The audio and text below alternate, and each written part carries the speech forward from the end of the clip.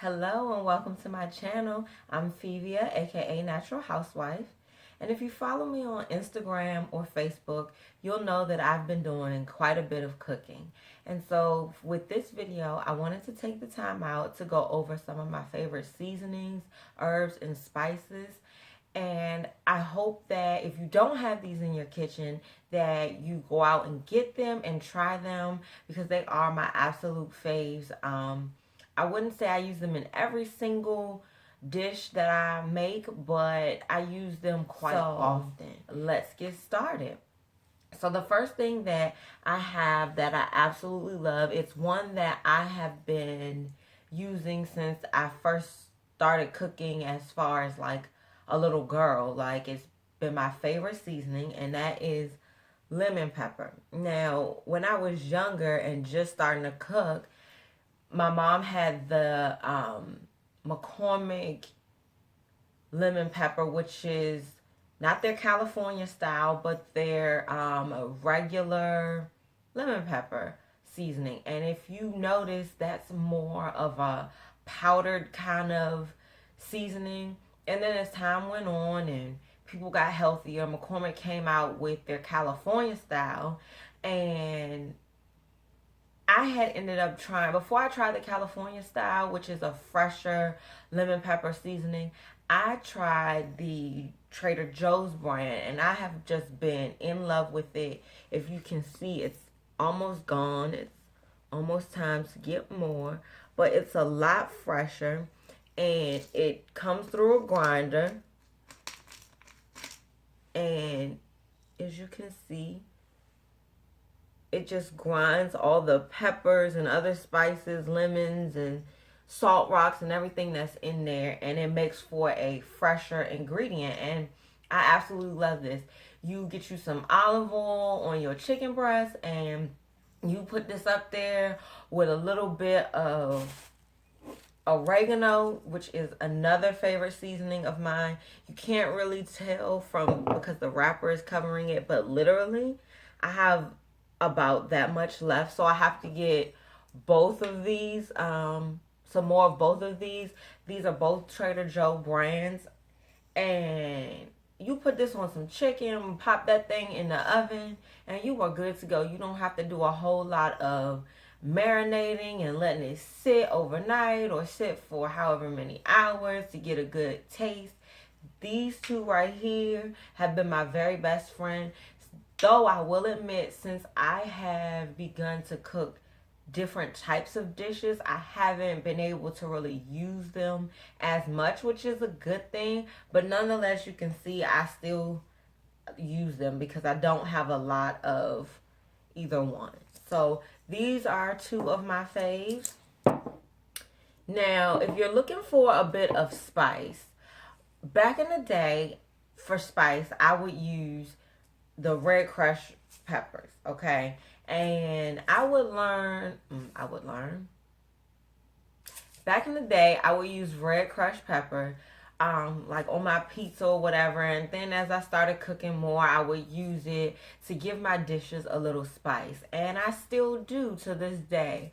Just sometimes I put it in whatever, like chicken or a lot of the pasta that I've been cooking. I'll sprinkle it in there and cook with it or whatever. I'll put it on my chicken before I put it in the pan or the oven, or I'll just use it as a finishing spice. But this has taken a backseat. I still absolutely love it. I will put this thing on my pizza or in my pasta as a finishing spice.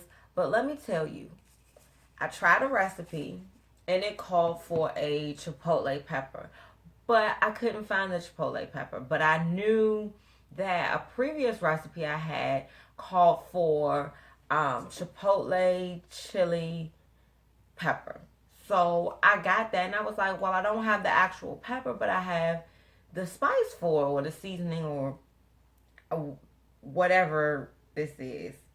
It's a spice. It has to be a spice because it is so hot.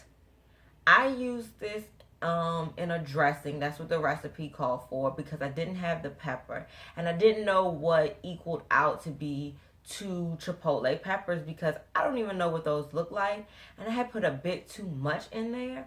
But when my husband tasted it, he was like, oh, this has to go in his chili when he makes it during the colder months. So it became a favorite to cook with. If I want anything spicy without dumping half a bottle in, trust and believe, I'm going to use this chipotle chili pepper. Like, we've already used, let me see,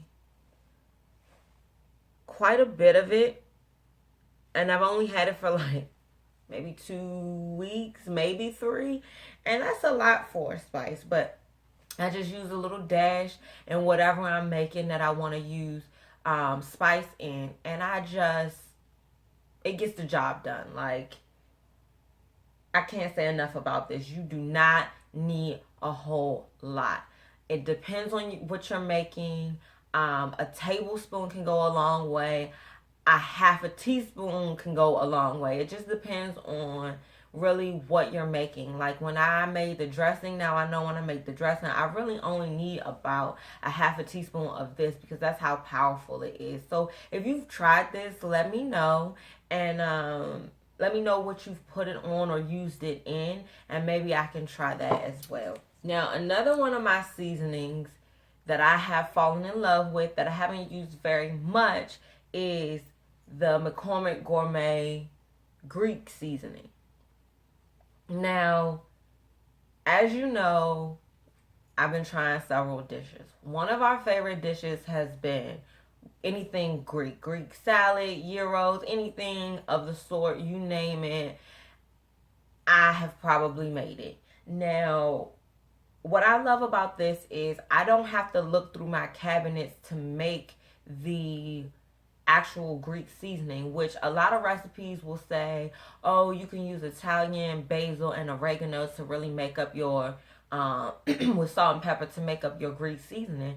But when I saw this, I said, well, let me try it. And when I tried it, that basil, oregano,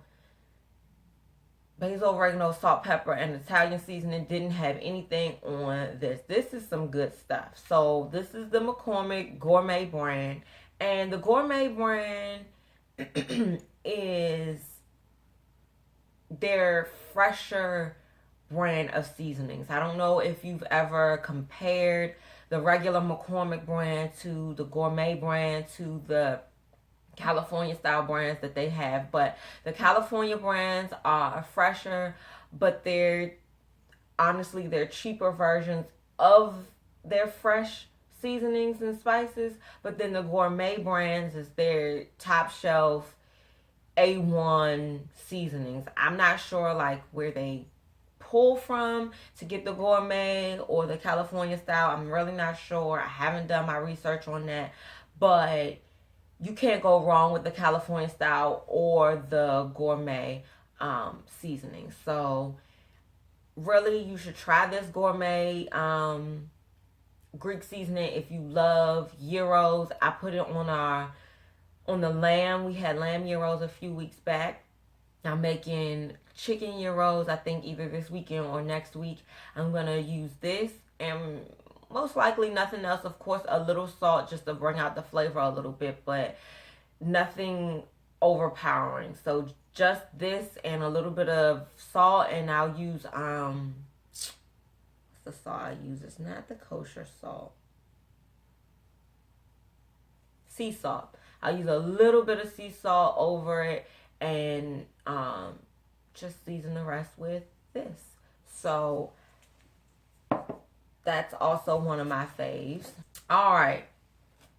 Italian seasoning. You can't go wrong.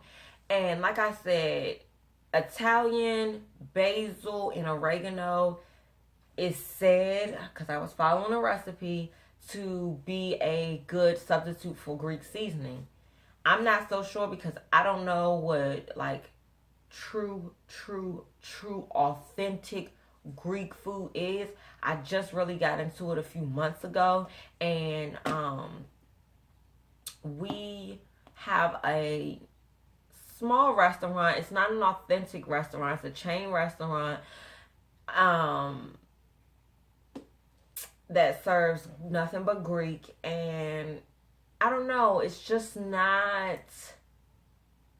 I have not had anything, I'll say, from a Greek restaurant, authentic Greek restaurant before, so I have nothing to compare this smaller restaurant to. So I'm not really sure how the Italian basil and oregano really truly reflect on Greek seasoning. But what I will tell you, in and of itself, if you have Italian and you have oregano and you have some salt and pepper, you're good to go. I mean, it's not going to give you, oh, to die for, this is bomb, I'm gonna make this on a regular. No, but if you don't have much of anything in your cabinet and you have some Italian and you have some basil and you have some oregano, those three combinations together, or any two together, will give you a good flavor that will leave you satisfied at dinner time. So that is why I absolutely love Italian.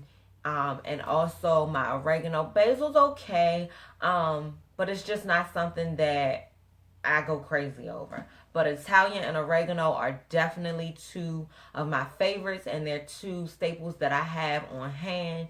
And you can, again, put this in anything. It can be a finishing, it can be cooked with, it can go in your pastas, it can go in your rice, it can go in anything, which is why I love it. So there's that. And then my last two are more like a produce seasoning. It's been said that this particular one I'm gonna go over next is, no one really knows if it's an herb, a vegetable, considered a fruit, or what have you. You're gonna be like, a fruit, but really, like, you just never know with some of these produce. So garlic. When I looked it up, because I was like, I think it's a herb or a seasoning, or I wouldn't say a seasoning, but more or less a herb. But when I looked it up, there's a little bit of controversy about what it is. So I'm just going to stick with calling it an herb. You chop this bad boy up and you put it in anything, and it will make it so much better. It will give it that over the edge deliciousness that you're looking for. Now, garlic doesn't go in every single thing. It's not made to go in every single thing. However, if you can put it in, you can put it in more things than you can't and be okay. So on a Saturday morning when my husband says, babe, I want a grit bowl, I know what that means. Sometimes I don't feel like doing all of this, but usually it means I take a clove, I chop it up, I throw it in the grits as they're cooking. I take whatever onion. I love red onions, so I'll chop that up and put it in the grits as well. But if I don't have a red onion, I have no problem with a yellow onion. White onions, not so much, because they're a little sweeter, but the yellow onion is my favorite go-to after a red onion. And I'll put a red onion and some garlic in the grits, let it cook, and then I'll put in some cheese so it can be nice and cheesy like my husband likes. And then whatever breakfast meat we have, whether it be bacon or sausage. And if we don't, sometimes we do have, because we eat quite a bit of chicken, we'll have some already cooked chicken chopped up in the refrigerator, and I'll dump that right in, and boom, you have a grit bowl. And some eggs, you have a grit bowl in my house, and that by itself is a meal. So garlic can save the day with just about anything. You just have to be careful not to overdo it. More often than not, if you're not using it, if you're not using it in any meats, then you don't really need more than a clove or two, depending on the size dish that you're making. If you are using a meat and you're marinating your meat, you really don't need quite as much. But if you're just you come home, you got the chicken, you need to season it and everything, you can just chop this up, maybe 2 cloves, put it in the pan with the oil as it's heating up, And after you season your chicken and you lay it right in the pan, I like to pan fry my chicken a lot, so that's what I do. Lay it in that pan on top of that garlic, and you're good to go. You'll get the flavor that you need from the garlic. You don't need to do a whole lot with it. Last but not least is something that I just got into. My mom used to always talk about it, or she still always talks about it, but I didn't see the hype. It's ginger. Now, it looks kind of funky, okay?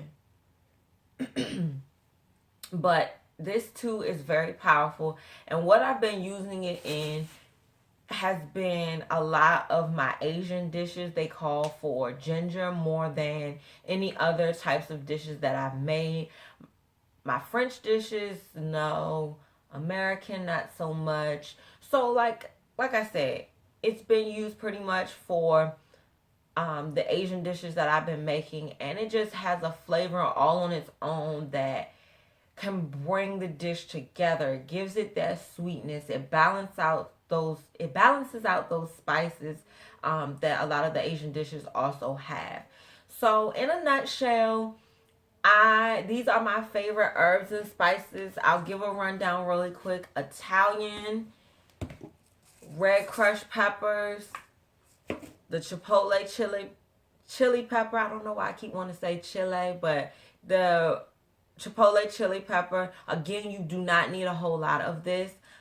It just depends on what you're making. The Greek seasoning, the Trader Joe's lemon pepper, oregano, garlic, and ginger. These are all my favorite seasonings, spices, and herbs.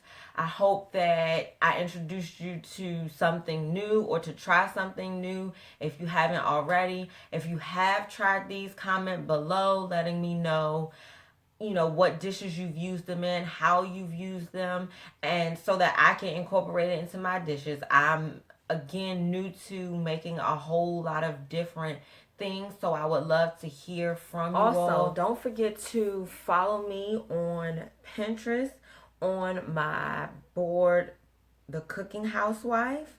And on this board, you'll find all of the recipes that I've tried. Maybe not all of them, but at least the ones that my husband and I felt like should be shared because they were just so good. So as the weeks go on, I update with the ones that we really, really liked, and pay attention because you never know what's on there. And also feel free to send me dishes to try so that I can add to my arsenal of cooking. I'm looking forward to continuing this journey. And again, follow me on Pinterest at Natural Housewife, and also my board more specifically, The Cooking Housewife. So with that being said, I'm also on Instagram at Natural Housewife, and I'm also on Facebook. I have a Facebook like page that is also Natural Housewife. So look me up, follow me, and let's continue this journey together. I look forward to talking to you. I hope you enjoyed the video, and until next time, bye.